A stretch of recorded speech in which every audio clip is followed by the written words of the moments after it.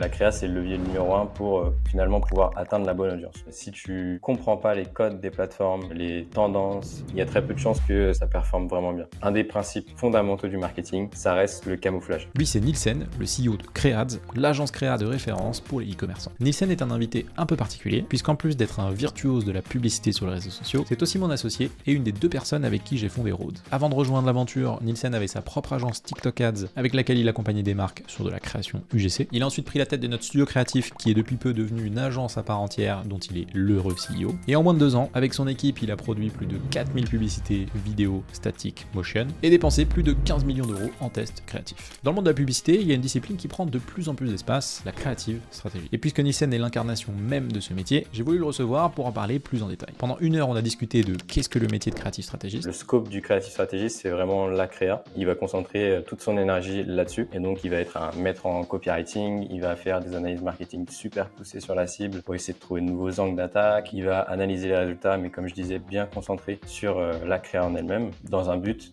de s'améliorer en continu. De comment penser et créer une publicité de A à Z, quels formats sont les plus performants en ads, comment structurer ces scénarios. Comment est-ce que mon script, il peut servir au mieux cet angle-là pour convertir la personne qui est concernée par cet angle derrière. Quels indicateurs regarder pour améliorer ses pubs, d'où trouver de l'inspiration, de comment tester ses créas. Je vais avoir des idées d'accroche, je vais avoir des idées de tagline, de tout, directement au sein des avis clients. Bref, de comment faire des publicités efficaces qui font des ventes. J'ai déjà eu l'occasion d'attester du travail de Creads, puisque une bonne partie de nos clients passent par eux pour leur créa. Mais si toutes les marques qui font de la pub ne devaient écouter qu'un seul contenu sur la créa, Meta et TikTok, ce serait celui-ci. L'épisode est bourré d'enseignements, de conseils pratiques, de recommandations d'outils, alors je suis certain qu'il vous plaira. Bonne écoute. Salut Nissen. Hello Étienne. Comment tu vas? Enchanté, ça va et toi? Bah, ça va, ça va. Écoute, je vais pas te mentir, ça me fait quelque chose de te recevoir sur ce podcast. Il me semble que tu es la 10e personne à intervenir. Toi et moi, on se connaît bien parce que ça fait un petit moment qu'on bosse ensemble, mais je vais quand même te présenter pour nos auditeurs. Donc Nielsen, tu es le cofondateur de Rhodes. Donc avec toi et Jordan, on a créé l'agence ensemble maintenant il y a quasiment 2 ans. Donc ça fait début 2023. Pendant longtemps, tu as été le head of creative de l'agence, donc à la tête de notre studio interne. Et depuis peu, tu es passé CEO de Creads, qui est l'évolution du studio et qui est donc une agence créative spécialisée en social ads. Avant de rejoindre Rhodes, quand on s'est connus, tu avais toi une agence TikTok, donc dans laquelle tu faisais déjà de la vidéo, où tu étais déjà un peu dans le milieu, notamment du contenu GC, entre autres, on va en parler un peu plus tout à l'heure. Et depuis le début de l'aventure de Rhodes, donc depuis début 2023, eh bien, tu en as produit des créas, puisque on n'est pas loin des 4000, si je dis pas de bêtises, avec plusieurs millions d'euros en tests créatifs. Voilà, donc moi, si je t'ai invité aujourd'hui, c'est parce que j'ai envie qu'on parle d'un sujet qui est assez central en ads, qui est la creative stratégie, donc qui commence à prendre de plus en plus d'ampleur. Et bien, qui de mieux que toi pour parler de ce sujet? Donc j'ai plein de questions à te poser, plein de sujets sur lesquels j'aimerais bien avoir ton point de vue, etc. Mais ce que je te propose avant de commencer, c'est peut-être de te laisser te présenter, toi, pour les personnes qui ne te connaissent pas. Merci pour cette intro Étienne. Très rapidement, donc je suis Nielsen, le Head of Creative et le CEO de Creads. Je dis bien Creads et pas Creeds, parce que j'ai déjà eu des retours de la part de potes qui prononçaient ça pas très bien. Donc Creads, qui est le studio créa de Rhodes, comme tu l'as dit. Donc on s'occupe, pour faire simple, de toutes les stratégies créatives des marques e-commerce de Rhodes, mais aussi depuis peu de marques e-commerce uniquement sur la partie créative et pas sur le media buying. Trop cool. Est-ce que tu peux nous expliquer un petit peu ce que vous faites chez Creads? Ouais, alors on fait beaucoup de choses. On va faire déjà de la stratégie créative, forcément, donc une grosse partie analyse de marketing, finalement, où on va vraiment deep dive sur la cible de nos clients, leurs concurrents, l'état de leur marché, pour essayer de comprendre comment est-ce qu'on va positionner la marque et quel message on va pouvoir utiliser par après. Après, forcément, il y a toute l'étape production, où là, on va venir produire tous les formats possibles, des vidéos, des statiques, des GIFs, et y introduire des concepts différents. Tu parlais du GC juste avant, c'est un type de concept qu'on peut faire aujourd'hui. Et après, on a inclus dans la partie stratégie créative une grosse partie analyse, où en fait, dès qu'on lance une publicité sur Meta, le but, c'est pas de la lancer et de ne pas regarder les résultats après. Je peux envoyer juste un badge de créa au client, mais c'est vraiment de pouvoir analyser les résultats, se demander qu'est-ce qui a fonctionné, qu'est-ce qui n'a pas marché, qu'est-ce qu'on en apprend, est-ce qu'on peut créer des variantes, etc. Donc c'est toute cette partie Hmm. analyse aussi qu'on propose aujourd'hui. Donc il y a vraiment la production, l'analyse et bien évidemment la stratégie en amont pour pouvoir produire, quoi. Ok, ouais, c'est vrai qu'on a tendance à voir un peu la créa comme un truc fini où tu te dis, bon, bah, c'est bon, j'ai livré mes créas, c'est terminé. Alors que je pense que c'est comme un site web ou c'est comme toutes les disciplines dans le marketing, c'est là que tout commence en fait. Tu as tout le travail d'analyse, Clairement. d'itération. Ouais. On va y venir un peu plus en détail. Donc on est d'accord, ce que vous faites chez Creads, ce que tu fais, c'est principalement du contenu à destination des publicités. Et Ouais. sur les réseaux sociaux uniquement, ou vous faites sur d'autres types de canaux? Pour l'instant, on fait ça que sur les réseaux sociaux. Après, les principes de base de ce qu'on fait aujourd'hui restent les mêmes pour tous les supports, hein. On Hmm. fait du marketing, mais oui, là où on est, enfin, notre zone de génie, elle se situe vraiment sur les réseaux sociaux. C'est ce qu'on fait aujourd'hui, quoi. Est-ce que tu as des noms de marques avec qui tu bosses ou tu as bossé pour qu'on puisse situer un peu le type de client que vous accompagnez? Ouais, carrément. Alors, il y en a beaucoup. Il y a deux grands types de marques. Il va y avoir les e-commerçants, les pure players qui font des publicités uniquement enfin, qui vendent uniquement sur Internet, et les retailers. Parmi les e-commerçants, ce que les gens peuvent connaître, c'est par exemple Un Bon Maillot, qui Hmm. font des box de mystères de maillots de foot, qui sont passés sur QVMA récemment. Ouais, Ensuite, tu vas avoir Franklin Pet Food. Donc Franklin Pet Food qui font de la pet food, tout simplement. Ils vendent des croquettes pour chats, chiens, quelques ouais. compléments alimentaires. Euh, Ils vendent tout ce qui a, enfin, tout ce qui est pour accompagner les chiens, enfin, pour améliorer la santé des chiens. Hmm. Après, tu vas avoir dans les retailers, je peux te donner Decathlon, Decathlon Suisse. On travaille Ouais, actuellement avec Decathlon Suisse. Tu vas avoir l'Occitane aussi. Dans la cosmétique, tu vas avoir aussi Théobroma, qui est le prochain typologie de France. Soyez prêts. Mais en vrai, à partir du moment où voilà, la marque a un bon produit et, euh, et vend enfin, il peut vendre sur les réseaux sociaux, un site e-commerce, on s'occupe de les mettre en avant sur les réseaux sociaux pour trouver les prospects potentiels, quoi, à qui ils peuvent vendre. ok. Et du coup, si je dis pas de bêtises, enfin, je le sais, donc c'est une question indirecte, mais Mhm. euh, ce que vous proposez particulièrement, et c'est un choix que tu as fait et qu'on a fait ensemble fin d'année précédente, c'est d'accompagner des marques sur du recurring, donc c'est-à-dire, c'est pas juste vous faites du one shot, etc. Euh, Est-ce que tu peux me parler un peu de ça? En gros, c'est quoi le modèle justement d'accompagnement qui est assez unique? Il n'y a pas beaucoup Mm. d'agences qui font du récurrent. Nous parler un petit peu de ça et peut-être des autres types de prestats que vous faites s'il y en a d'autres, mais très succinctement. Mm. Euh, alors pour t'expliquer un peu, enfin pour expliquer aux gens plutôt un peu notre démarche, nous sur l'année dernière, on a testé vraiment plein d'offres différentes, dont du one shot. Mais on s'est rendu compte que produire un pack de créa et le laisser au client pour qu'il se débrouille après, ça n'a pas vraiment d'intérêt. Et là où on avait le plus de résultats, c'est sur les clients qu'on accompagnait aussi sur le média buying, où Hmm. finalement ils avaient un besoin créa récurrent et un besoin média récurrent. Et donc la combinaison des deux, c'est ce qui leur apportait vraiment les résultats. Et donc, pour les clients qui ont internalisé le média, par exemple, ou qui sont accompagnés par d'autres agences, mais qui n'ont pas la compétence de la créa, on a décidé de lancer une offre récurrente Hmm. sur la créa, où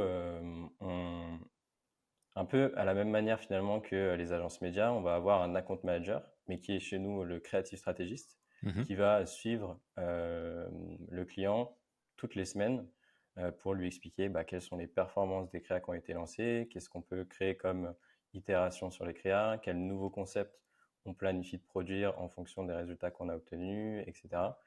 Et, et donc voilà, c'est un peu ça l'objectif du pack recurring, c'est d'accompagner le client sur la durée et qui repart pas avec un pack de créa et zéro learning, mais plutôt que voilà, on lance les créas avec une stratégie en tête Hmm. qui n'est pas encore validée, on teste, on voit si ça fonctionne et on ajuste au fur et à mesure du temps, quoi. Ok.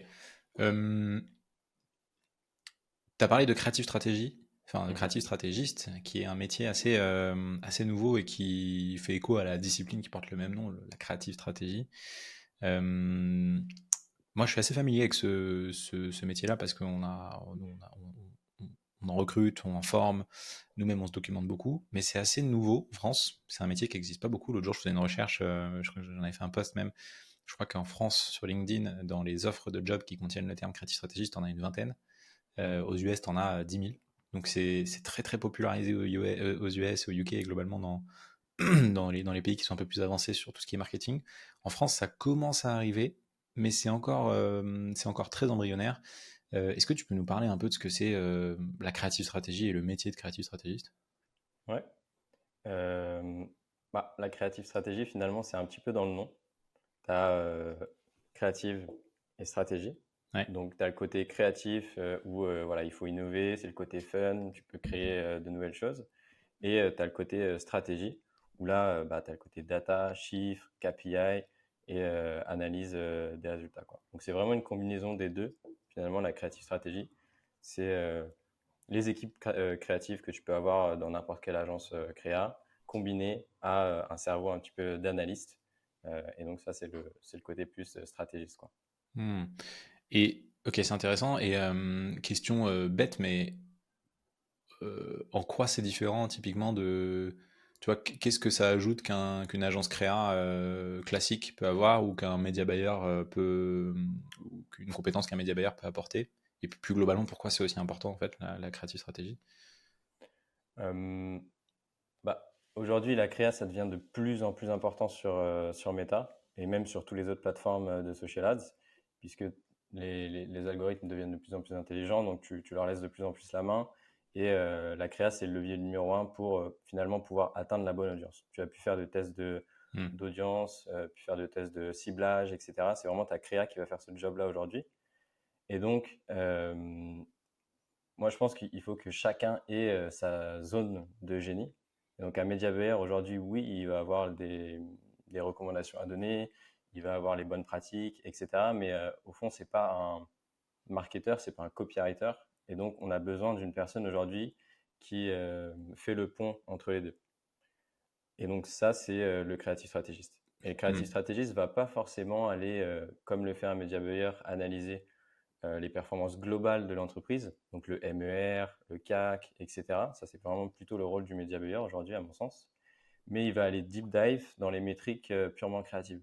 Hmm. Donc, une fois qu'une publicité a fonctionné, il va aller checker le hook rate, le hold rate, le CTR. On pourra développer tout ça au cours du podcast si tu veux. Mais voilà, le scope du creative strategist, c'est vraiment la créa. Hmm. Et donc, il va concentrer toute son énergie là-dessus. Et donc, il va être un maître en copywriting, il va faire des analyses marketing super poussées sur la cible pour essayer de trouver de nouveaux angles d'attaque. Il va analyser les résultats, mais comme je disais, bien concentré sur la créa en elle-même.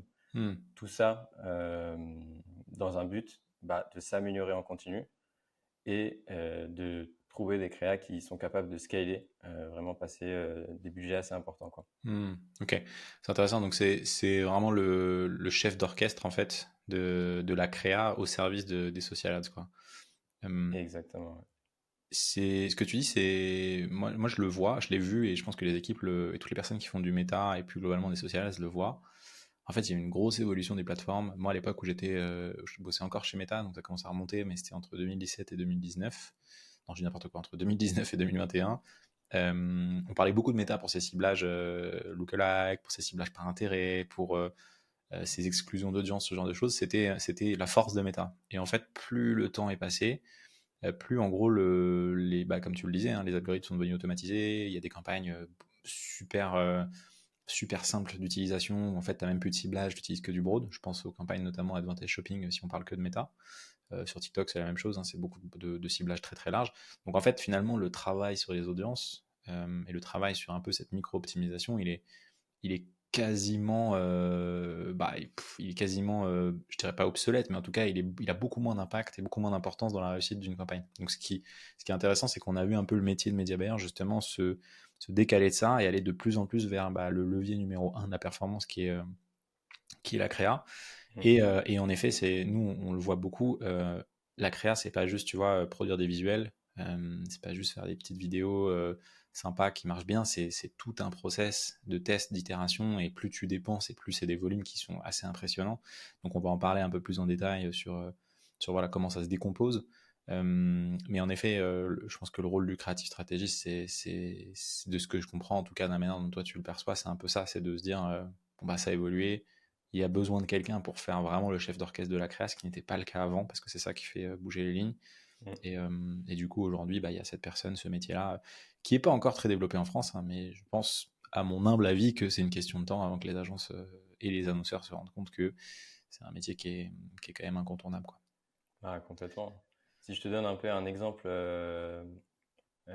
par rapport à ce que tu as dit sur les ciblages, les audiences, etc. Même, je commence à remarquer au niveau des structures de campagne, tu vois, où tu as ta campagne d'acquisition, retargeting, peut-être un peu de notoriété. Hmm.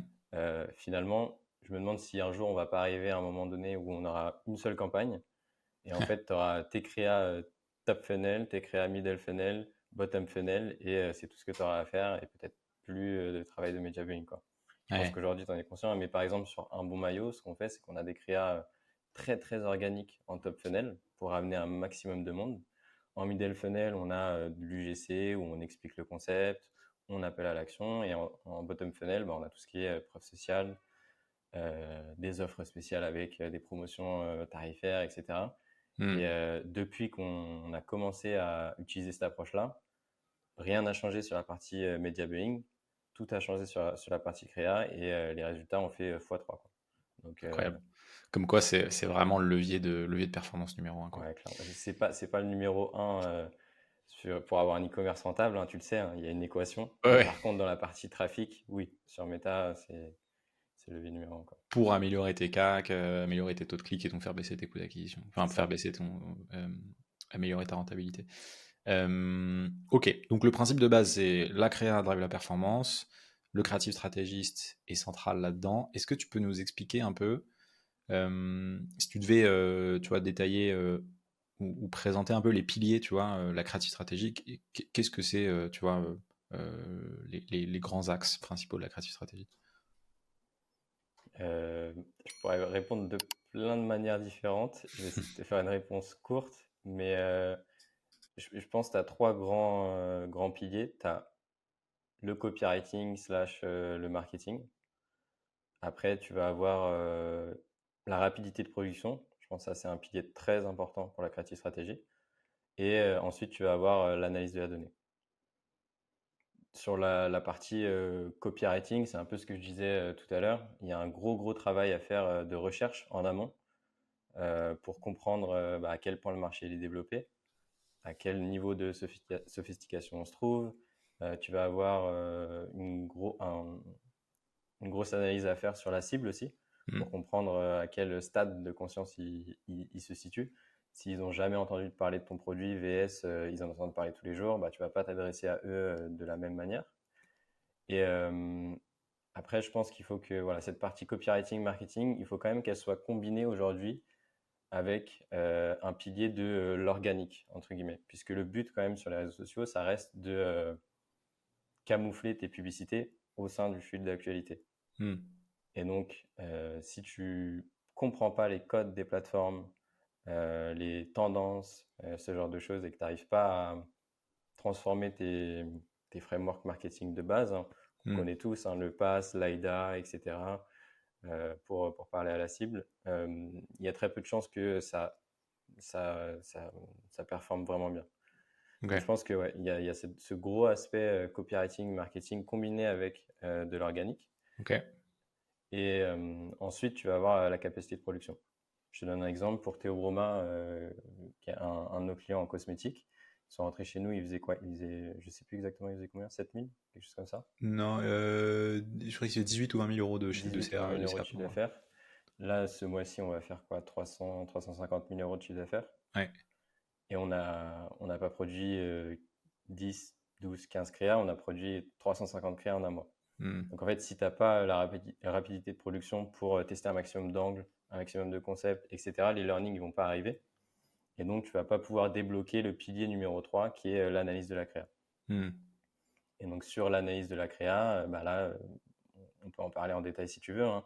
Mais le but, c'est d'essayer de vraiment comprendre qu'est-ce qui fait que cette publicité fonctionne, d'isoler ce qui a bien fonctionné, de le noter comme apprentissage et de le décliner après sur tes nouveaux concepts, tes nouveaux angles, tes nouveaux formats, quoi. Ok. Euh, j'ai plein de questions qui me viennent, mais c'est super intéressant. Donc t'as vraiment déjà un prérequis qui est, comme tu dis, et ça, je pense que c'est important de le préciser parce que tu as plein de marques qui oublient ça et que tu peux être bon en marketing, mais pour autant ne pas arriver à vendre sur les réseaux sociaux si tu n'as pas cette base de compréhension de comment ça fonctionne. Donc, c'est presque un prérequis de te dire, avant même d'avancer sur le copywriting, il faut savoir comment fonctionnent les plateformes. Et après, toi, tu t'accordes une grosse importance sur la partie copywriting, recherche marketing, etc. Je suis assez curieux que tu nous en parles un peu de ça. On reviendra après sur les deux autres piliers, notamment la capacité de production, ça m'intéresse, et surtout le lien avec le volume de dépenses, ce type de choses, et l'analyse, on va y venir aussi. Mais si on se focalise un peu sur ce premier pilier qui est finalement, je pense, tout aussi important que la prod, si ce n'est plus, Mm. c'est quoi un peu tes étapes, par quoi tu passes pour réfléchir, pour penser une créa, pour l'écrire, tu vois, c'est quoi un peu ton process de création? Il y a beaucoup, beaucoup, beaucoup d'étapes. Je me concentre sur la partie recherche initiale. Ouais, si tu peux. C'est quoi les gros blocs? Ta recherche initiale, après t'as quoi? Ah, ta recherche, après tu as l'idéation des concepts, Ouais, donc tu trouvais les idées. En fait, c'est recherche sur le marché et la cible, ok, idéation des concepts sur ok, base de ta recherche, et après brief. Donc là, tu inclus les scripts, la rédaction des taglines et ensuite la production, bien évidemment, quoi. ok. Bah, si on peut peut-être ouais, commencer par la partie recherche, idéation. Si on arrive à courir ça, déjà, c'est pas mal. Ouais. Alors, avec la recherche, moi, en gros, j'ai trois objectifs. Je dois trouver quels angles publicitaires, quels angles marketing, quels messages je vais devoir mettre en avant dans mes publicités. Mhm. Je dois trouver quel format je vais devoir utiliser. Et je dois trouver quel concept je vais devoir utiliser au sein de ces formats. Ça, C'est c'est quoi vraiment mes trois grands objectifs. c'est quoi la différence entre format et concept? Format, c'est est-ce que c'est une vidéo, une image, un GIF, etc. Et Mhm. concept, c'est ce qu'il y a à l'intérieur du format. Donc quand Ok, tu fais une vidéo, bah, tu peux faire une vidéo 3 raisons de X, Y, Z. Tu peux faire une vidéo un peu story-télé où tu racontes l'histoire de la marque, etc. etc. Donc, format, c'est vraiment juste le média en gros de communication. ok, Du coup, sur la partie recherche, il y a énormément d'endroits que je vais aller regarder et analyser pour trouver des idées, me renseigner sur ma cible, etc. Mais là où je trouve le plus de learning en général, c'est dans les avis clients. Donc, ce que je vais faire, en gros, c'est que je vais n'utiliser pas ChatGPT, jamais pour les avis clients. Il faut vraiment le faire à la main. Je vais aller lire tous les avis clients à la main et je vais essayer de les classer dans plusieurs catégories différentes. ok, Et déjà, rien qu'en lisant les avis clients, je vais avoir des tonnes d'idées de publicité. Je vais avoir des idées d'accroche, je vais avoir des idées de tagline, de tout, vraiment enfin, directement au sein des avis clients. Donc, ce que je fais, c'est que j'analyse en général entre 100 et 200 avis clients ok, que j'essaie de catégoriser dans 4 à 8 grandes catégories. Donc, par exemple, tu vas avoir réduction des rides, peau plus ferme, etc. etc. C'est des termes et des catégories qui sont mentionnés au sein des avis. ok, Et donc, je vais essayer de voir à quelle fréquence elles sont mentionnées pour voir qu'est-ce qui intéresse le plus ma cible par rapport à mon produit. Donc là, je disais peau terne, euh, peau éclatante, c'est par rapport à un produit de skincare, par exemple. Mais ok, ça peut être vraiment n'importe quoi. Donc, je vais analyser 100 à 200 avis clients, les catégoriser. Pendant que je les lis, je vais sortir les best enfin les meilleurs avis clients que je vais mhm. pouvoir potentiellement réutiliser directement en tagline après sur des publicités statiques ou sur des publicités où je mets en avant les avis clients. Donc ça, c'est pour la partie avis clients. Ensuite, là où j'ai beaucoup, beaucoup d'apprentissage récemment, c'est une petite technique, c'est que je vais sur YouTube, je recherche des vidéos de gars ou de filles qui donnent des conseils par rapport au marché que je vais viser. Je vais dans les commentaires et je regarde s'il n'y a pas des gens qui racontent un petit peu leur histoire sur comment le gars l'a aidé, quels étaient leurs problèmes avant, etc. etc. Ok, Donc intéressant. ça c'est un bon endroit pour rechercher. Forcément, il y a les forums, Reddit, Quora. J'utilise l'extension Discussion Button pour Google Chrome. En gros, ça te permet de rechercher une niche. Donc, par exemple, skincare. Je vais rechercher la problématique peau terne. Si on parle d'un sérum anti-peau terne, par exemple, je recherche le terme peau terne et je lis entre 4 et 5 forums, la première page Google en gros qui pop. Je vais lire les discussions dans les forums à l'intérieur. Je vais voir est-ce qu'ils ont déjà testé les produits concurrents. Mhm. Est-ce que ils ont jamais réussi à solutionner leurs problèmes? C'est quoi un petit peu leur raison de vouloir améliorer l'éclat de leur peau, etc. Et je vais essayer de noter un maximum de learning. Donc là, je fais un petit peu comme sur les avis clients. Je me crée des catégories et je note la fréquence d'apparition. Je vais aller lire si la marque avec laquelle on bosse a des créas qui ont beaucoup spend. Je vais aller lire les commentaires sous les publicités pour voir un peu ce qui se dit, quelles sont les objections, est-ce qu'il y en a qui sont sceptiques, est-ce qu'il y en a qui donnent des témoignages positifs, encore une fois. Mais je vais plus aller chercher les objections et pourquoi les gens sont sceptiques de la publicité. Mhm. Et donc ça, c'est pour la partie analyse de la cible. Donc l'idée ici, c'est de connaître vraiment ma cible, voir quels sont les angles publicitaires qui peuvent le plus l'intéresser, quels sont ses problèmes, quels bénéfices elle recherche dans le produit que je vais vendre. Ensuite, je vais faire une analyse de marché. Et donc sur l'analyse de marché, là, ce que je vais faire, c'est que je vais aller déjà premièrement sur Google, tout simplement. Je vais chercher le produit et je vais voir le nombre de recherches. S'il y a plein de résultats de recherche, ça veut dire que tu es sur un marché qui est déjà bien développé. Et donc là, tu sais d'office que tu vas devoir trouver une différenciation pour ta marque, sinon ça ne va pas fonctionner. Mhm. Donc ça, c'est la première recherche que je fais sur le marché. Et après, bah, je fais un audit des créas de la concurrence classique. J'en prends 3 à 5. Je regarde toutes les créas qu'ils font sur Meta, sur TikTok. Et j'essaye de noter les idées de concept, les angles qu'ils utilisent euh, et tout ce qui peut m'aider derrière à avoir des idées pour mes publicités. Et Ok. quand je fais ça, petit tips, je scrolle tout en bas et je regarde en fait quelles ont été les publicités qui ont été actives depuis le plus longtemps. Mhm. Et voilà, si elles ont été actives plus de, allez, 45-60 jours, en général, c'est que les performances sont quand même plutôt bonnes. Personne dépense sur des pubs qui marchent pas.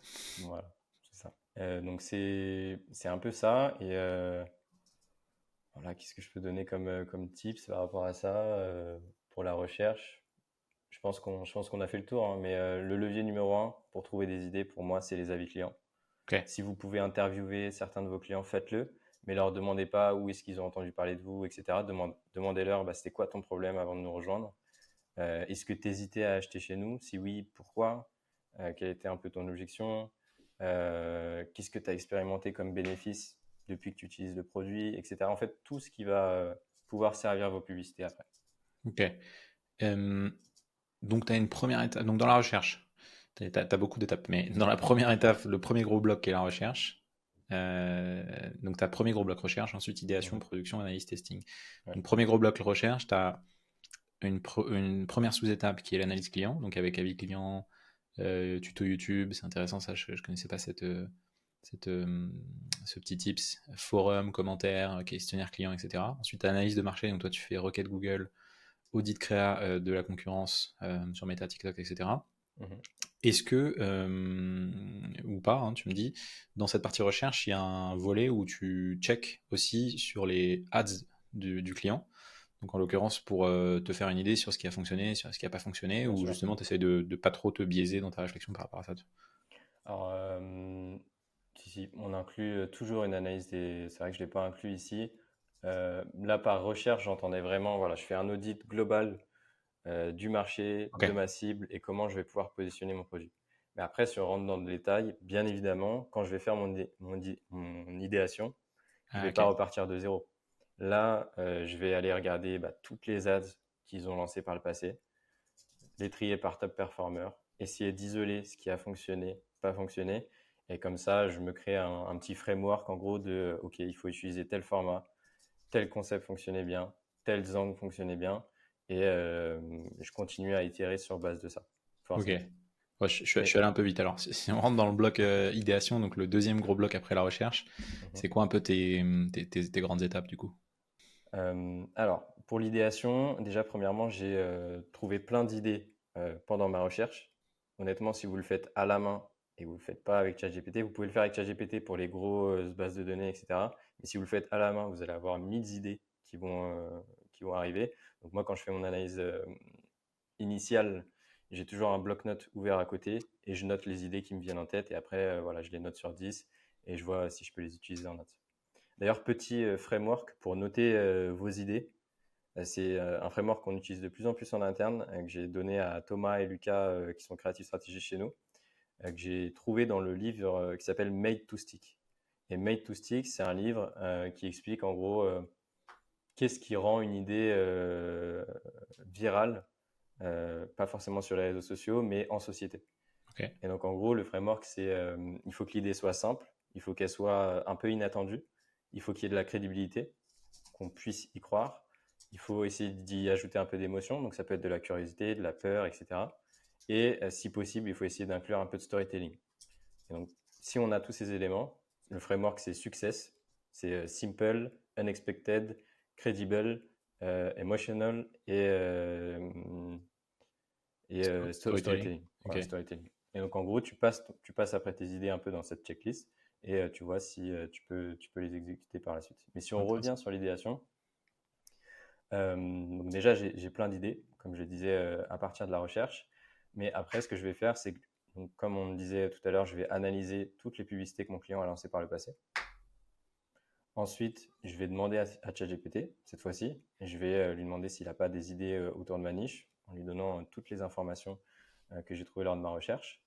Et après, j'ai une banque de données de, on va dire, 30, 40 concepts avec des formats différents que je peux tester à peu près sur toutes les marques, sous réserve bien évidemment de réadapter le copywriting et la manière de mettre en avant le produit, quoi. Mais tous les formats de statiques type l'avis client, la tagline plus le call to action, Hmm. la tagline avec les petites flèches qui pointent les bénéfices, le nous versus les autres, etc., etc. C'est des concepts qui finalement peuvent s'appliquer plus ou moins à toutes les marques s'ils sont bien exécutés. Hmm. Donc voilà, je vais aussi aller chercher des idées dans notre base de données interne. Et puis c'est un peu comme ça que je travaille, quoi. Et alors, question bête, mais si as déjà les formats, tu as ces banques de données que tu peux acheter en ligne, ce type de choses, je les vois régulièrement passer, les top 50 templates de créa Facebook Ads. Mhm. Pourquoi pas sauter directement toute la partie, sauter toute la partie recherche, gagner du temps et juste lancer des, je sais pas, avant-après, us versus others, ce type de choses. Bah, en fait, le format, c'est qu'un moyen de faire passer le message que tu as envie de faire passer. Hmm. Donc, tu peux utiliser les meilleurs formats, copier-coller les ads des concurrents qui ont bien fonctionné, mais ça ne marchera pas pour toi parce que tu n'as pas fait le travail en amont de faire la recherche pour comprendre ta cible et trouver quel message tu dois leur partager. Hmm. Et donc, pour moi, le format et les concepts, etc., c'est un moyen de mettre en avant de manière claire le message que tu veux faire passer. Et donc, il y a des messages qui se mettent mieux en avant avec un us versus them. Il y a des messages qui se mettent mieux en avant avec une vidéo pour faire du storytelling un peu plus long ou des explications plus détaillées. Il y a des messages qui se marient mieux avec juste une tagline, Ouais, etc., etc., quoi. ok. Donc Mais il faut vraiment pas se dire, voilà, je prends une template et ça va marcher pour moi. il n'y a pas de Ça marche pas. raccourci, quoi. Non. Salut, j'espère que tu passes un bon moment et que l'épisode te plaît. Si tu ne le sais pas encore, la mission de Rhodes, c'est de mettre le e-commerce français sur le devant de la scène. Pour ça, on aide un maximum de gens à se former aux meilleures méthodes du marketing, et la manière la plus simple qu'on a trouvé de le faire, c'est de diffuser notre contenu au plus grand nombre. La bonne nouvelle, c'est que tu peux nous aider en faisant découvrir ce podcast auprès d'autres personnes. Donc si le contenu te plaît, je t'invite à prendre 30 secondes pour laisser un avis sur Spotify ou Apple Podcast, ou encore à partager cet épisode à un ami par message en story ou sur LinkedIn. Si tu peux faire ça maintenant, je t'en serai encore plus reconnaissant. Je te prends pas plus de temps. Je te laisse reprendre l'épisode. Un grand merci et bonne écoute. On n'a pas parlé des avatars, mais en publicité, tu m'arrêtes si je me trompe, l'avatar, donc c'est-à-dire vraiment dresser un profil type de qui est mon client, qui est ma cible et quels sont ses problèmes pour que je puisse lui construire une publicité qui lui est dédiée. C'est prouvé que ça fonctionne mieux que des pubs qui sont assez génériques, ça s'adresse à tout le monde. Ça, tu l'intègres dans ta réflexion, ça vient naturellement dans ta recherche? C'est quoi un peu ton parti pris là-dessus? Bah, ça vient un peu naturellement dans ma recherche. En fait, quand je vais lire les avis clients, quand je vais regarder les forums, quand je vais regarder les produits best-sellers sur le site, etc., je vais avoir des personas types qui vont me venir en tête. Et donc après, il suffit de les détailler le plus possible. Et tu as cité quelques éléments qui sont très importants, mais essayez pas de dire, OK, Sophie, elle habite à Paris dans un appartement du 16e, je sais pas quoi.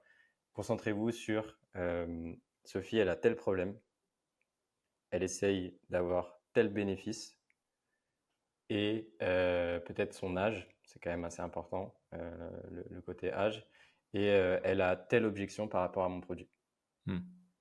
Et c'est tout. Et après, voilà, vous avez ce qu'il faut pour créer une publicité. Rajoutez peut-être, si vous connaissez les niveaux de conscience, savoir à quel point elle est consciente des solutions qui existent sur le marché et de votre produit en particulier, puisqu'on ne s'adresse pas forcément pareil aux personnes, mais gardez en tête plutôt, voilà, quels sont ses problèmes, quels sont les bénéfices qu'elle recherche, le résultat final, c'est quoi son désir intrinsèque, et quelles sont ses objections, pourquoi elle n'a pas déjà acheté notre produit, quoi. Ah, c'est intéressant. T'as un exemple en tête de typiquement, je sais pas, pour une marque, un avatar avec un problème spécifique ou même deux avatars différents pour qu'on comprenne? Ouais. Bah, par exemple, on peut prendre Théo Broma. Ok. Théo Broma, c'est une marque de skincare Mhm. et on a un produit qui s'appelle le baume des dieux. Et le baume des dieux, c'est un baume qu'on peut appliquer sur le corps et qui est super hydratant. Ok. Et donc, en gros, ce qu'on a fait au départ, c'est qu'on a lu tous les avis clients. On a essayé de voir quels étaient les personas potentiels, quels étaient les problèmes des personas potentiels. Et on a vu qu'on avait l'eczéma, le psoriasis et les personnes en général qui avaient la peau sèche. Donc, au départ, on a commencé par tester la peau sèche. On a vu que ça ne marchait pas parce que c'était trop large. Ensuite, on a testé peau à problème pour essayer de regrouper un peu l'eczéma, le psoriasis, etc. qu'on avait trouvé dans les avis clients. Ça n'a pas marché. Et ensuite, on a pris un problème spécifique qui était l'eczéma. Et là, on a commencé à appuyer dessus. On a créé des UGC où voilà, on montrait certaines personnes qui appliquaient le baume et qui n'avaient plus d'eczéma. On avait des témoignages de mamans qui disaient qu'elles avaient acheté le baume pour leur fille et que ça avait résolu leurs eczémas, etc., etc. Et ça y est, ça s'est mis à très bien fonctionner. Et donc en gros, c'est voilà, c'est la recherche qui permet de trouver par quels angles d'attaque, par quels angles d'attaque est-ce qu'on peut aller viser notre cible potentielle, quoi. Et au plus le problème est spécifique et il est détaillé avec des détails vraiment vivides, au plus ça fonctionne bien, quoi. Ok, super intéressant. Donc la recherche et le testing du coup qui vous a fait Ouais, voilà. comprendre que vous étiez sur un bon truc mais que c'était pas encore assez spécifique quoi. Mm. J'avais un exemple moi, que j'avais vu, que j'avais trouvé assez bien aussi pour illustrer et surtout pour expliquer le pourquoi c'est important de bien parler à une cible, un avatar et un problème. C'est que sur le même produit, tu as tellement de cas d'usage différents. Et c'était en gros pour un terminal de paiement portable, tu sais, l'espèce de petit truc qu'il y a parfois dans les supérettes ou que les chauffeurs de taxi ont. Et en gros, dans l'exemple, c'était deux personas différents. Qui utilisent ce petit terminal de paiement portable. C'est du coup les chauffeurs de taxi d'un côté, ou plutôt les VTC. Et de l'autre côté, c'est des commerçants ambulants, typiquement des food trucks dans des festivals, ce type de choses. Et en fait, ce qui est intéressant, c'est que dans l'exemple, tu avais deux usages différents et deux problèmes différents. C'est que le chauffeur, lui, en fait, son problème, c'est que il a besoin d'aller super vite et donc de faire des transactions qui sont rapides et surtout il en avait marre d'avoir des anciens TPE qui mettent 4 ans à se connecter, etc. Bref, donc c'est la rapidité, l'efficacité, etc. Et de l'autre côté, c'était côté restaurateur, donc le food truck qui avait une problématique que en fait dans les festivals, il y avait beaucoup de personnes qui n'avaient pas de cash et du coup ils ne pouvaient pas prendre des paiements. Donc en fait ils perdaient du chiffre d'affaires. Et la manière de communiquer de la marque sur ce terminal de paiement à ces deux cibles, c'était très différent. Autant dans la scénarisation, tu vois, la mise en avant de l'environnement de la pub dans laquelle, ou même de la landing page dans laquelle tu vois le produit en action. Il y en a un, c'était derrière, tu vois, à l'arrière d'un taxi, et l'autre, c'était vraiment dans un festival, etc. Que dans les messages et les problèmes, bah, en fait, c'était complètement différent, pourtant c'était le même produit. Et je suis persuadé que ça, versus communiquer sur, tu me diras si j'ai raison, mais communiquer juste sur le fait que c'est rapide, efficace, etc., c'est beaucoup plus efficace parce qu'en fait, tu vas toucher des sous-poches d'audience qui ont l'impression d'être comprises par ton produit, et du coup, tu peux multiplier ces angles d'attaque jusqu'à finalement toucher toute ton audience cible, quoi. Bah, complètement. Mais il y a aussi ton exemple de coterie, hein. J'invite les gens à aller regarder Ouais. ta vidéo YouTube ou ta newsletter. C'est assez impressionnant à quel point ils ont divisé les personas en plusieurs parties différentes. Ouais. Et que tout leur funnel est adapté pour chacun des personas. Landing page, créa, etc. Ah, eux, c'est next level, hein. Ils vendent des couches. Ils ont compris que, en fait, dans les acheteurs de couches, il y avait genre plein de types d'acheteurs de couches différents. Et du coup, ils ont créé vraiment un funnel par acheteur avec des pubs, des messages et tout. Donc, ils sont très, très C'est forts. d'ailleurs ce qu'on commence à faire, hein, sur plusieurs de nos clients, notamment ceux qui spendent le plus. Ouais. Théo Broma, en l'occurrence, voilà, on a des landing pages qui sont dédiés à l'eczéma, par exemple. Et ça, forcément, ça marche mieux, quoi. Ouais. Ok, donc on a le bloc recherche, le bloc idéation. Donc tu notes des idées, tu les scores avec ton format. Donc tu notes tes idées pendant la recherche, tu analyses les top performers, tu passes un peu ça dans ChatGPT pour qu'il te complète, qu'il te challenge, etc. Toi, tu as des formats sur lesquels tu vas piocher pour te dire est-ce que c'est la bonne manière pour retranscrire mon message, etc. Plus j'imagine que tu en rajoutes. Tu scores tout ça avec ton framework Success. Donc, et une fois que tu as des propositions, des idées de concept, donc là on rentre dans la phase de production, si je dis pas de bêtises. Comment ça se passe? C'est quoi un peu les steps, sans rentrer trop dans le technique, parce que je pense que les personnes qui nous écoutent vont pas forcément aller aussi loin dans la réflexion, mais c'est plutôt pour avoir une idée de, tu vois, c'est quoi les grandes étapes de production pour la vidéo, pour le statique? Pour la vidéo, en fait, pour les deux, on commence toujours par le copywriting. Donc, si on Ok. prend l'exemple de la vidéo, on va commencer par rédiger le script Mhm. qu'on va, nous, comme on est une agence, faire approuver par le client. Une fois que c'est approuvé, on va l'envoyer soit à des créateurs UGC, si on passe par des créateurs UGC, soit on va faire un tournage avec des acteurs. On va se déplacer et on va tourner. Ensuite, tu as l'étape de post-production, où là, une fois qu'on a reçu les rushs du créateur UGC ou de nos équipes de tournage, on va créer le montage de la vidéo. Et une fois que le montage est effectué, il y a une review finale par le creative strategist, par le client, et la créa est finie. Et pour le statique, c'est un peu pareil, sauf que tu squeezes l'étape tournage, puisqu'en général, on a déjà les assets pour pouvoir créer. Et donc, on crée le brief, le copywriting qu'on va venir apposer sur la créa. On envoie le brief à notre graphiste, qui fait un travail exceptionnel. On review la créa et après, on est prêt à lancer, quoi. Ok, super clair. Et donc, une fois que tu as tes créas, d'ailleurs, attends, avant de rentrer sur la partie analyse testing qui m'intéresse beaucoup, mais est-ce que tu as des petits tips pour la production, pour maximiser le nombre de créas en une seule et même production? Typiquement pour la vidéo, pour les statiques, est-ce que tu as des petits hacks qui font que, tu vois, en un tournage, je peux sortir des dizaines de vidéos ou des dizaines de statiques? Ça dépend, en fait, si tu es dans l'optique d'économiser au maximum. Par exemple, sur un créateur GC, en fait, si tu veux, finalement, tu peux lui envoyer un script qui fait 2 minutes. Et toi, derrière, ça te fait 10, 15 vidéos. Si tu as bien pensé ton script en plusieurs blocs, tu peux les décliner. Après, en général, nous, ce qu'on fait, c'est que pour toutes les créas qu'on produit, on fait au minimum 3 variantes, 3 déclinaisons. Donc là, ce que j'invite les gens à décliner en principal, c'est pour les vidéos, c'est la durée de vidéo. Donc, essayez de faire des vidéos un peu plus longues, un peu plus courtes, sur base de ce que vous avez reçu. Changer les accroches et modifier les call to action. Voilà, c'est ce qui va avoir le plus d'impact. Et sur les statiques, nous, ce qu'on modifie, c'est soit le visuel, donc la photo du produit en lui-même, soit la tagline. Et donc, pour chaque concept, essayez de vous dire, OK, quelles sont les 3 variantes que je peux créer et qui ne me demandent pas de temps en plus, sur base des assets que j'ai déjà reçus, quoi. Et en général, on peut être assez créatif, honnêtement, et sortir beaucoup de variantes différentes pour tester plusieurs variables, quoi. Ok, et qu'est-ce que tu vas mettre dans les variantes? Typiquement, si tu fais 3 accroches différentes, Tu vas essayer 3 angles différents, tu vas essayer 3 messages différents. C'est quoi un peu les grands classiques qui reviennent? Ça dépend parce que ça dépend si tu veux être technique ou pas, mais en gros, si nous aujourd'hui, les scripts, par exemple, qu'on fait les scripts UGC, j'invite fortement nos créatifs stratégistes qui sont aussi copywriters à se concentrer sur un seul angle. Le Ok. but, c'est d'avoir un angle et de se dire, OK, comment est-ce que mon script, il peut servir au mieux cet angle-là pour convertir la personne qui est concernée par cet angle derrière. Hmm. Et je ne vais pas essayer d'aller viser plein d'angles comme on pouvait le faire auparavant. Ok. Par contre, après, ça n'empêche pas de tester quand même des variantes d'accroche, même si on vise qu'un seul angle au cours de la vidéo. Puisque tu peux avoir une accroche, par exemple, où la personne répond à un commentaire TikTok, tu peux avoir une accroche où la personne est face à un green screen. Tu peux avoir donc green screen, c'est la personne qui est détourée avec un fond vert et on a un visuel qui est derrière. Ça peut être le produit, le site internet, ce genre de choses.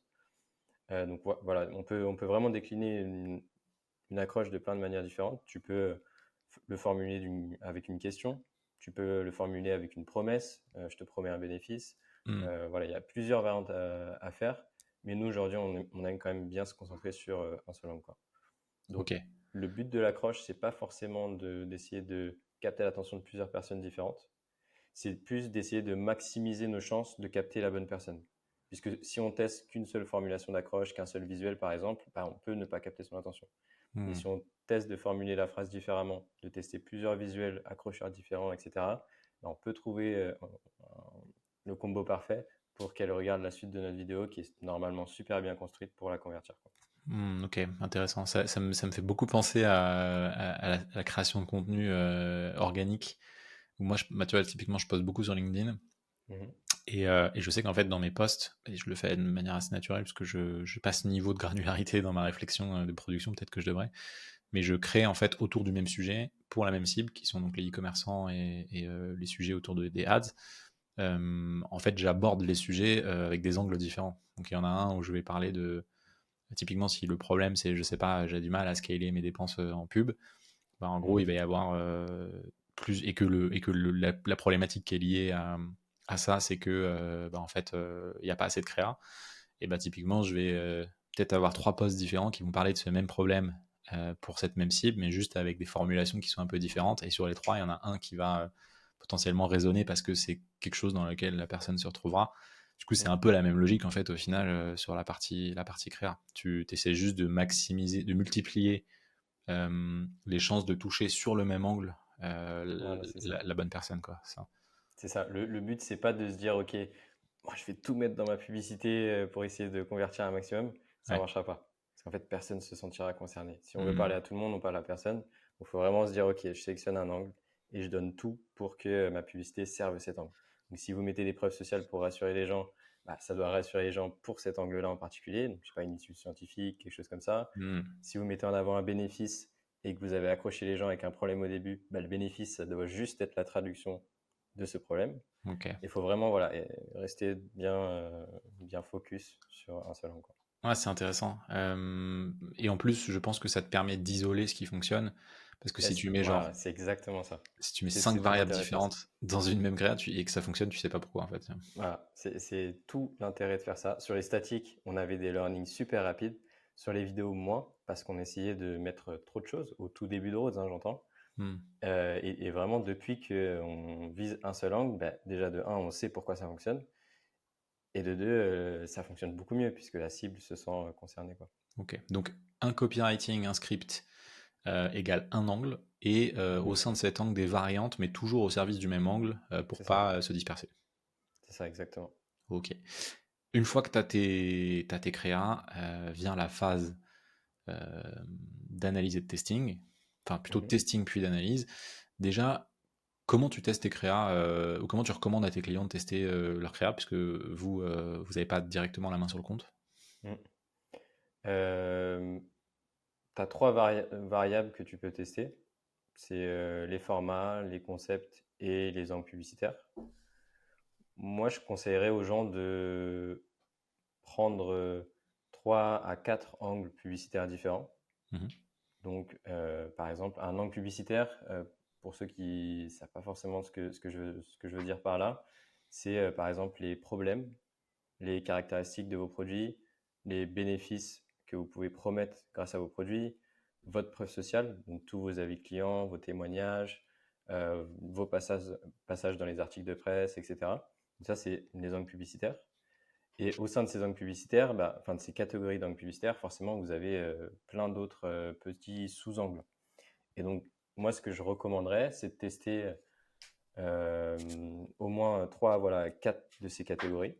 Donc, vous essayez de viser votre cible par leurs problèmes, en leur promettant des bénéfices, en leur mettant en avant votre preuve sociale, par exemple. Et ensuite, vous créez plusieurs concepts différents pour servir ces angles. Et donc, je vais aller créer, par exemple, un UGC qui parle de tel problème. Je vais leur afficher un statique qui contient un avis client qui parle du même problème. Je vais aller créer un motion design qui met en avant le même problème et ainsi de suite. Et après, je lance tout ça avec, comme on le disait tout à l'heure, au moins 3 variantes pour chacune de vos publicités. Deux c'est suffisant. 3, c'est mieux. Et après, j'analyse les résultats. Et donc, en gros, comment expliquer ça simplement? Du coup, vous avez vos 3 variantes pour chaque créa que vous avez créé. Si vos 3 variantes, elles ont fonctionné, ça veut dire que c'est le format qui a fonctionné. Si il y en a une seule parmi ces variantes qui a fonctionné, mais que, voilà, par exemple, c'est un statique et les photos, elles sont assez similaires sur les 3, mais qu'il n'y a que le message, donc l'angle que vous mettez en avant qui change, ça veut dire que c'est l'angle qui a fonctionné. Et vice-versa, si voilà, les 3 photos sont différentes, mais par contre, vous avez utilisé le même message au début, ça veut dire que c'est tel visuel de produit qui fonctionne. Donc, voilà, j'essaye par déduction d'isoler ce qui a pu faire fonctionner mes publicités. Et donc, si mes 3 variantes fonctionnent, c'est le format qui a fonctionné. Donc, par exemple, c'est voilà, un format avant-après. Les 3 avant-après, peu importe les formulations que j'ai utilisées, les angles que j'ai mis à l'intérieur, ils ont fonctionné. Donc, c'est le format qui a fonctionné. Et s'il n'y en a qu'un seul sur les 3 qui ont fonctionné, j'essaye de comprendre est-ce que c'est le visuel ou est-ce que c'est le message qui a fait que ça a fonctionné, quoi. Mais c'est une méthode en déduction, en gros. Ok. Je sais pas si c'est clair. Si, c'est super clair. Je clarifie des trucs, n'hésite pas. Non, c'est très clair. Je me demande, mais du coup, ça fait quand même beaucoup de créa, parce que si C'est le tu... problème, ouais. Typiquement, si tu veux tester plusieurs angles, plusieurs concepts, plusieurs formats et des variantes, si on prend un peu les bonnes pratiques media buying où il faut multiplier, il faut dépenser un minimum sur chacune des créas pour valider qu'elles fonctionnent ou pas, tu peux vite te retrouver à dépenser des milliers d'euros en testing, non? Clairement. Ouais. Et je pense qu'aujourd'hui, voilà, là, je vous donne le playbook pour une marque qui veut scaler, qui veut comprendre vraiment ce qui marche pour elle.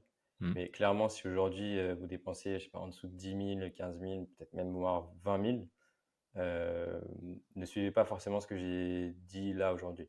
Concentrez-vous sur faire des bonnes créas.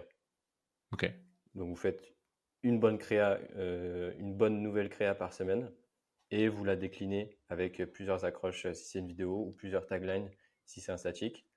Vous analysez en fin de semaine les résultats et en fonction des résultats, la semaine d'après, vous créez des itérations et vous commencez à tester un nouveau concept. Voilà, pour tester un petit peu en continu, mais c'est sûr que les réponses vont mettre plus de temps à arriver, quoi. Tu as une corrélation, parce que là tu parlais de volume de spend, volume de dépenses par mois, tu as une corrélation entre le volume de créa à tester et le volume de dépenses? Forcément, ouais. C'est quoi un peu la règle? Pour moi, à chaque 5 000 € de budget que tu rajoutes par mois, tu te rajoutes un concept en plus à tester par mois. Et concept, j'entends vraiment un tout nouveau concept filmé de A à Z que vous avez jamais testé. Quelque chose de vraiment nouveau, quoi. En plus. Par mois ou par semaine? Par mois. Donc là, on parle par mois. Donc par exemple, si voilà, tu dépenses 20 000 €, bah, tu vas tester un nouveau concept par semaine. Ça te fait 4 par mois. Mais par contre, à côté de ça, bah, tu as déjà tes créas, tu fais toutes les déclinaisons chaque semaine pour isoler des variables, pour tester les angles publicitaires, etc. Donc ça peut quand même être vite beaucoup. Donc déjà, Hmm. 20 000 euros de budget, si tu fais voilà, toutes tes itérations et qu'en plus de ça, tu te rajoutes un nouveau concept, mais vraiment tout nouveau, il faut essayer d'innover chaque semaine, moi je trouve que c'est très bien. Ce qui te fait en gros minimum 4 créas plus les variantes. Donc en gros, tu es à facile 12, entre 12 et 20 créas Ouais, par c'est mois ça, à 20 000 euros. Quoi. Ok. à peu près c'est ça. De nouvelles créas uniquement, ça compte, sans compter les Bah, déclinaisons nouvelle sur les. créa, si tu comptes juste les nouvelles créas, c'est 4. Mais voilà, si tu inclus les variantes de ces créas-là, Ouais, ouais. ouais, là, tu es plus à 12. Ok. Et alors du coup, quand tu lances ton test, donc admettons, voilà, peu importe ton budget, tu as lancé des créas, tu veux analyser. Mhm. Donc bien évidemment, tu as les métriques un peu classiques media buying, mais si tu veux faire un focus sur la créa, qu'est-ce que tu regardes toi pour savoir si ça marche? Qu'est-ce que vous regardez chez Creads? Euh, Bah, déjà, tu vas toujours regarder la partie performance, forcément. Donc CPA, ROAS, etc. Et à partir du moment où ça fonctionne, là, tu peux aller te concentrer sur des métriques un peu plus créa. Ok. Donc, tu vas aller regarder pour les vidéos le hook rate. Mhm. Donc, c'est est-ce que j'ai capté l'attention de mes prospects sur les 3 premières secondes. En gros, c'est le nombre d'impressions divisé par le nombre de vues à 3 secondes. Ou Mhm. l'inverse, je ne sais plus. C'est l'inverse. Ouais, c'est ça, c'est l'inverse. Et donc, c'est combien il y a de personnes qui restent plus de 3 secondes sur ma vidéo. Donc Donc, c'est l'accroche. la traduction, c'est est-ce que j'ai réussi à capter leur attention. Ok. Après, il y a le hold rate. Et donc, le hold rate, c'est la même chose que le hook, mais à 15 secondes. Et donc là, c'est est-ce que j'ai gardé l'attention de ma cible. Et donc, déjà là, on peut faire pas mal de conclusions, hein. Par exemple, si j'avais un hook qui est excellent et qu'après j'ai un hold merdique, ça veut dire que j'ai pas capté l'attention des bonnes personnes ou alors que la suite de mon argumentaire, il est pas bon, quoi. Il correspond pas. C'est quoi un bon hook et un bon hold rate?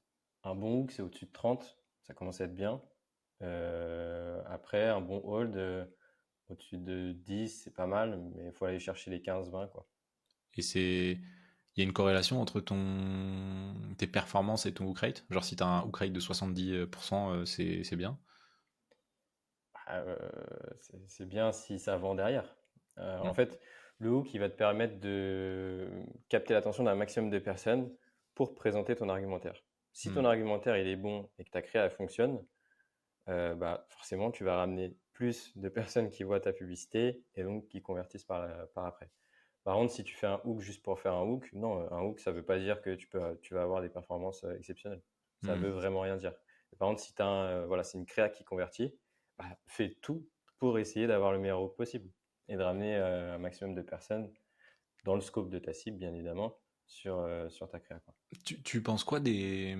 Pardon, on diverge un peu, je te laisserai finir après sur la partie analyse des métriques, mais tu penses quoi des hooks qu'on voit beaucoup passer là depuis quelques mois sur les réseaux sociaux, notamment en organique, qui font énormément de vues?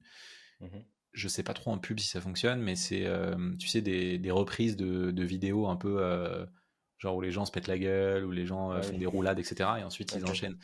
Moi j'ai mon avis dessus, mais j'aimerais bien entendre le tien. Je te donne le mien et tu me diras ce que tu en penses. C'est que, en fait, si dans les 3 premières secondes, il n'y a rien qui rappelle l'environnement dans lequel tu vas projeter ton client juste après, par exemple si tu vends des couches et que sur les 3 premières secondes, il n'y a absolument aucun rapport avec les couches, en fait tu vas avoir beaucoup de gens qui vont s'arrêter de scroller, mais peu de gens finalement qui vont rester derrière. Donc du coup c'est pas forcément une bonne chose. En revanche, s'il y a quelque chose qui rappelle ton environnement, typiquement, je sais pas, un truc, si tu vends de la bouffe et c'est un mec qui est dans un resto par exemple, euh, ça peut avoir du sens. T'en penses quoi? Je suis carrément aligné avec toi Ok. et j'ai même des exemples qui vont en ton sens. C'est que par exemple sur un bon maillot, avec C'est vrai, on a testé une publicité où en fait, tu sais, tu reprends des trucs de chute Ouais. très violents et après, bon, toi, tu continues et après, tu présentes ton produit. Hmm. Ça fonctionne pas du tout parce que il n'y a aucun contexte, Ouais. il n'y a aucun rapport, etc. Par contre, on a testé des espèces de mèmes avec transition UGC où il y a une accroche où il y a Zinedine Zidane qui fait un coup de tête, etc. Là, ça a fonctionné parce qu'en fait, Hmm. nous, on vend des box mystères pour les maillots de foot Ok. et on capte l'attention des footeux avec cette accroche parce que l'environnement, il est 100% lié. Ok. Et donc, ça Intéressant. fonctionne. Mais par contre, si, comme tu disais, bah, l'environnement, il n'est pas relié, il n'y a aucun rapport, juste c'est une accroche pour faire une accroche, bah, ça fonctionne pas, quoi.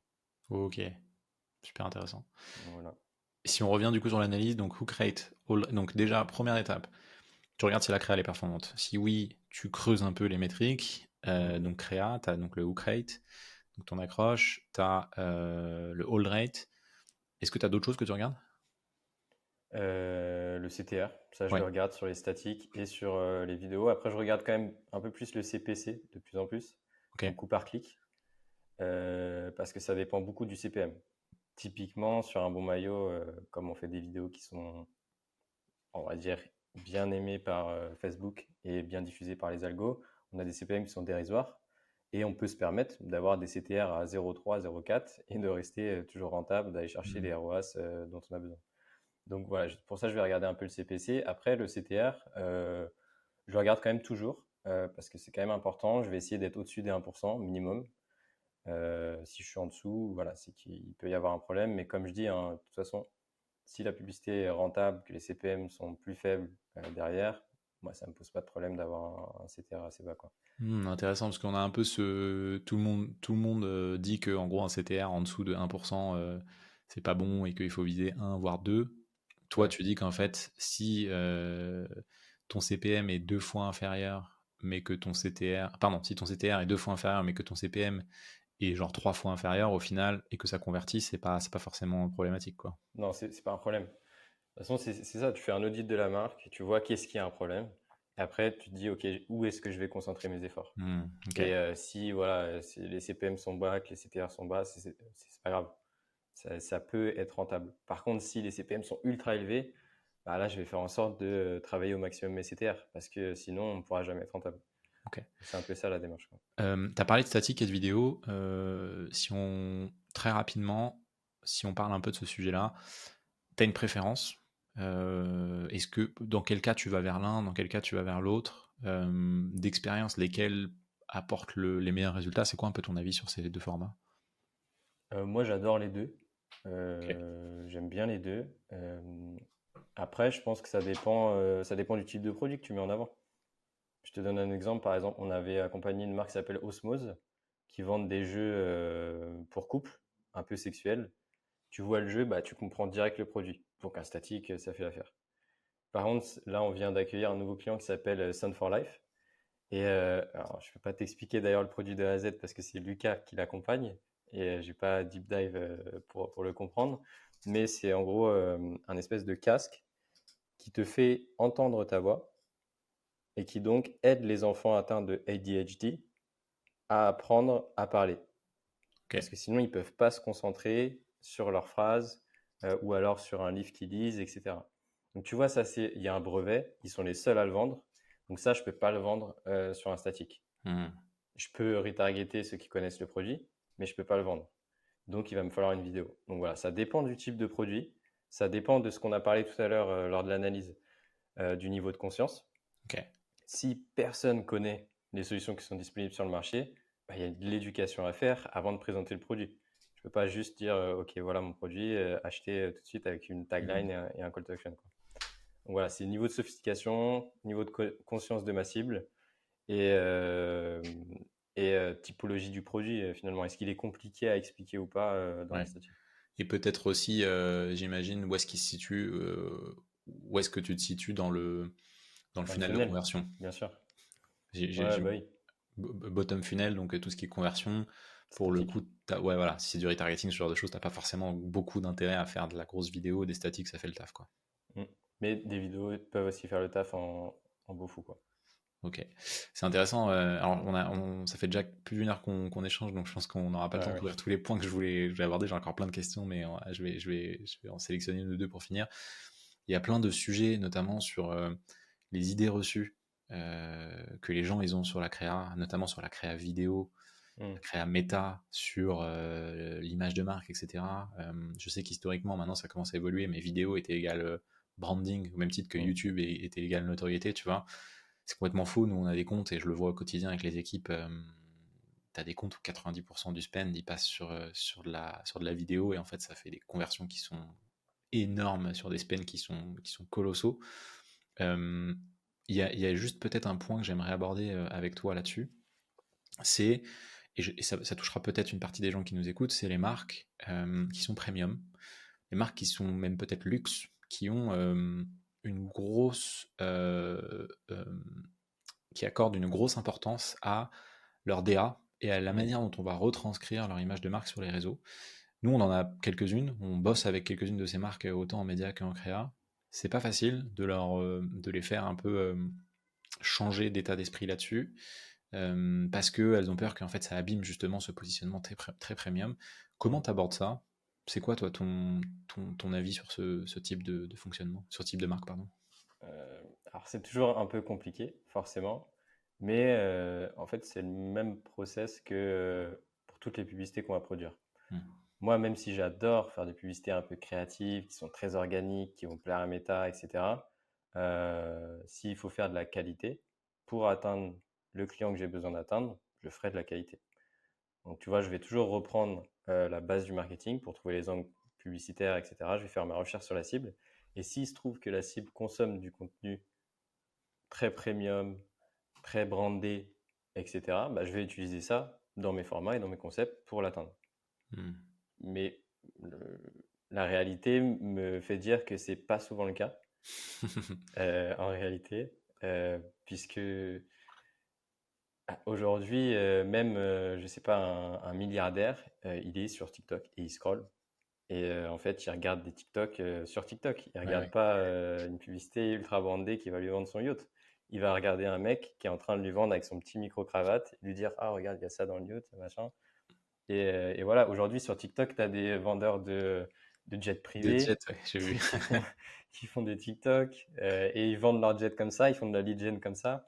Donc voilà, après, tu peux toujours réutiliser la DA de la marque et la réintégrer dans tes concepts organiques. Rien t'empêche de filmer un UGC avec une caméra 4K. Mais par contre, il faut que la manière dont tu filmes, ça mimique un UGC. Donc voilà, la caméra 4K, tu Hmm. vas la tenir en selfie, etc. Donc tu vas avoir une bonne qualité. Après, tes sous-titres, tu vas peut-être pas utiliser les sous-titres des réseaux sociaux. Tu vas utiliser la DA de la marque. Les couleurs pour le pack shot final avec le call to action, bah, tu vas rappeler voilà, la DA de la marque comme ça. Donc, il y a plein de tips pour maintenir euh, une esthétique générale qualitative, Hmm. mais quand même se fondre dans la masse. Parce que un des principes fondamentaux du marketing, ça reste le camouflage. À l'époque, quand ils faisaient des publicités dans les journaux, leur publicité, elle ressemblait à un article de presse. Elle ressemblait pas à un gros moins 50%, etc., etc., quoi. Donc aujourd'hui, on est sur les réseaux sociaux. Donc il faut que votre pub, elle ressemble à ce qu'on consomme sur les réseaux, quoi. Et puis tu l'as très bien dit, un milliardaire, il va sur TikTok, et Facebook, c'est 41 millions d'utilisateurs en France, moyenne d'âge 45 ans. Donc en fait, toute la clientèle qui a du pouvoir d'achat, elle est dessus, et sur Facebook, bah, elle scrolle Facebook Watch et elle mate des reels de chats qui tombent, quoi, tu vois. Bien sûr. Donc, c'est con, mais en vrai, je pense que on pourra en parler longtemps, mais les marques ont peur de dégrader leur image de marque, et je pense que malheureusement, elles se privent d'un énorme segment de marché qui déjà leur permettrait d'augmenter leurs ventes et de croître plus vite, et surtout en fait connecterait encore plus avec leur audience que en mettant cette distance, tu vois, Mm. qui fonctionne avec une typologie de clients, mais qui fonctionne pas avec toutes les typologies de clients. Et pour autant, ça dégraderait pas leur image de marque si c'est fait, comme tu le dis, dans les règles de l'art, quoi. Donc, Bien sûr. intéressant. Nielsen, j'ai deux dernières questions à te poser, puisque Mhm. je vais pas te retenir toute l'après-midi. La première, c'est est-ce que tu as des outils ou des plateformes en particulier que tu pourrais recommander aux personnes qui nous écoutent, qui font de la créa, qui dépensent sur Meta ou en social ads, ou même peut-être qui ont une agence créa que tu utilises, ce serait quoi? Si t'en as Euh, un. ouais, ouais, j'en ai. Moi, mon outil préféré ever, c'est Forplay. Mhm. Après, j'ai pas de lien d'affiliation avec Forplay en particulier. En gros, Forplay, c'est juste un outil où je peux très très facilement, juste avec un clic, enregistrer tout ce que je vois sur les réseaux sociaux ou dans les bibliothèques publicitaires Meta et les trier après. Donc c'est vraiment mon swipe file, comme on dit en copywriting. C'est là où j'enregistre un maximum d'inspiration que je peux trier après, que je peux donner à l'équipe pour trouver des idées de concept et être inspiré. Donc ouais, Foreplay pour l'inspiration. Mais voilà, n'importe quel outil fait le taf. J'ai entendu pas mal de bonnes choses du nouvel outil Motion App. Mm. Sur Motion, j'ai l'impression qu'ils vont offrir ça, enfin la fonctionnalité Foreplay. Mais donc ça me fait une belle transition pour Motion.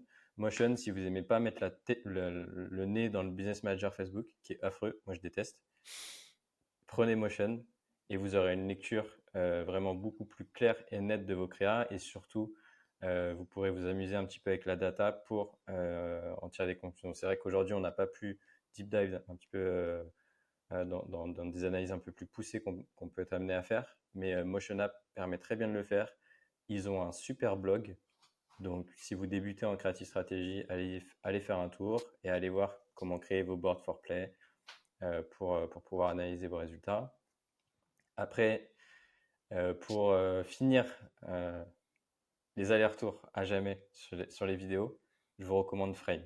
Frame, ça a sauvé notre processus interne, enfin ça a sauvé des milliers d'heures en interne pour review les vidéos. En fait, vous uploadez les vidéos dessus, votre monteur il upload les vidéos dessus, et vous pouvez faire vos commentaires directement. Tous vos commentaires sont marqués au moment de la vidéo où j'ai fait le commentaire. Je peux aussi dessiner sur la vidéo pour dire de descendre ça, etc., etc. Donc si vous êtes impliqué de loin ou de près dans le montage de vos vidéos, dans la review de vos vidéos, je vous invite vraiment à télécharger Frame. Voilà, c'est à peu près tout. Pour les statiques, si vous commencez tout juste les statiques, que vous n'avez pas de quoi vous payer une agence, je sais qu'on a un peu tiré sur les templates tout à l'heure, mais il y a un super outil qui s'appelle CreativeOS, où vous allez pouvoir retrouver plein déjà d'idées de concepts, d'inspiration, et il y a aussi quelques templates Canva, même si voilà, nos designers en interne détestent Canva. Vous pouvez commencer à utiliser ça au début, quoi. Trop bien, super complet. Et sur Motion, j'invite vraiment les gens qui nous écoutent à aller regarder les replays du Creative Strategy Summit Aussi, ouais. qu'on a regardé. Ils font ça tous les ans. C'est de plus en plus gros et c'est en train de prendre une ampleur de dingue. Ils ont annoncé là des nouvelles features. Ils ont annoncé une levée de fonds de 30 millions en série B.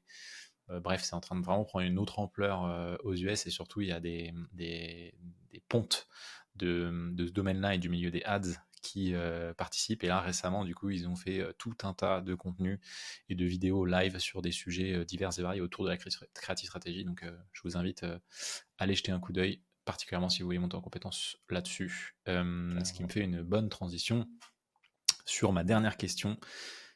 Est-ce que tu as des ressources, podcasts, livres, newsletters, des profils ou des marques à suivre pour les gens qui nous écoutent? J'en ai beaucoup. Ce que je peux faire, c'est à la limite, je peux te sortir la checklist que je donne aux creative stratégistes en interne. Ouais. Peut-être pas te partager tous nos secrets, mais je peux partager quelques ressources. Ce sera plus simple. Si t'en as 2-3 qui te viennent en tête là. Ouais, donc en livre, moi je conseille dans l'ordre Scientific Advertising de Claude Hopkins. Ça va vous faire une super introduction au marketing et au copywriting, on en parlait tout à l'heure. Je vous conseille ensuite en deuxième Cashvertising. Cashvertising, c'est le livre qui va vous éviter de lire 200 livres sur le marketing et sur le copywriting en général. Ça reprend toutes les notions de persuasion de base du marketing. Donc vous avez les 7 leviers de l'influence de Robert Cialdini qui sont résumés en une seule page, et tout le livre c'est ça. Et donc voilà, si vous voulez un peu trouver plein de tips and tricks, comprendre comment le cerveau humain, la psychologie humaine fonctionne pour vendre, Cashvertising est super. Et après, moi le livre qui m'a donné envie de faire du marketing il y a plusieurs années, c'est Breakthrough Advertising de Eugène Schwartz. Et donc ça, si vous ne l'avez pas lu, il est un peu compliqué, donc c'est pour ça que je recommande de lire les 2 premiers livres que j'ai cités en premier. Mais honnêtement, si vous appliquez ce livre de A à Z, moi j'ai toujours pas fini de l'appliquer en entier sur Meta. Il y a des choses que j'arrive pas encore à appliquer parce que c'est un livre qui a été écrit en 1960, donc il faut essayer de trouver des manières de l'appliquer. Mais je pense vraiment que c'est le livre qui a inspiré tout le marketing digital de près ou de loin. Donc si vous allez sur ce livre, il y a vraiment toutes les bases. Parfait. Clairement. Où est-ce qu'on te retrouve, Nielsen, si on veut prendre contact avec toi? Écoute, sur LinkedIn, Nielsen Yermouli, ou sur la page Creads directement, mais sur LinkedIn, c'est bien. Ok, Creads, c'est creads.social, c'est ça? Ouais, creads.social, avec un K au début. Et c'est pas Creeds, c'est Creads. C'est important de le préciser. Trop bien. Bah écoute, Ça fait 1h15. Petit tips quand même, un truc qui m'a énormément aidé pour les ressources qui me revient, c'est qu'il y a 2 ans environ, j'ai créé un Twitter, j'ai follow tous les fondateurs de grosses marques D2C aux États-Unis. Ça m'a créé un feed de malade et j'ai appris tellement sur Twitter. Donc, je vous invite à créer un compte juste pour prendre des inspirations. Le tips de la fin. Excellent. Merci beaucoup Nielsen pour cet échange, c'était vraiment cool. On a parlé de plein de trucs, on a parlé de sujets de tout le process créatif de A à Z, on a parlé d'analyse, on a parlé de la creative stratégie au sens large du terme, de comment de donner des exemples concrets sur des marques. Donc vraiment, c'était riche et c'est exactement ce qu'on cherche dans cet épisode. Donc tu vois, je suis très content de t'avoir reçu. Et puis, du coup, j'ai plus qu'à clôturer cette belle discussion, à te laisser vaquer à tes occupations et peut-être, qui sait, qu'on enregistrera un 2e épisode pour les personnes qui écoutent. Il y a encore beaucoup à développer. Hein. Ouais, d'ailleurs, s'il y a des choses qui ne sont pas claires pour les gens dans ce podcast, vous m'envoyez un message sur LinkedIn et je serais ravi de vous expliquer ce que vous n'avez pas compris ou de vous détailler un peu plus le reste. Quoi. Trop bien. Bah écoute, merci encore Nielsen, passe une bonne journée et puis on se dit à très vite. Allez, à très vite. Ciao. Ciao. Merci de m'avoir écouté jusqu'ici, j'espère que tu as pris autant de plaisir à écouter cet épisode que j'en ai pris à l'enregistrer. Si c'est le cas, tu peux laisser un petit avis sur Apple Podcast ou Spotify. N'hésite pas à en parler autour de toi ou sur les réseaux, et je te dis à très vite pour un nouvel épisode.